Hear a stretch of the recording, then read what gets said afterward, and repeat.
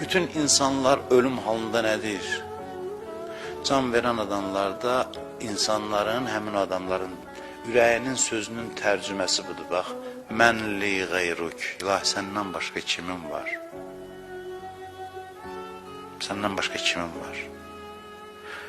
Amma hünər budur ki, indi dost var, ata var, ana var, pul var, imkan var, iş var. Demirəm, çox az fərq eləmir. Ətrafda səs-küy var. Bu səs-küyün içində deyəsən, mən li qeyruk.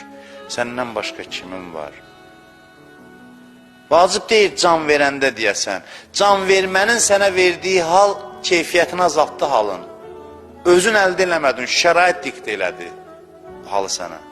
Özün əldə eləmədin. Əli əleyhissalam Kumeyl duasında deyir, mən li qeyruk. Əlinin ətrafında səhabəsi də var, Əlinin övladları var, Əlidir, qüdrəti var, xilafəti var, nə edirsən var. Amma deyir, mən li qeyruk.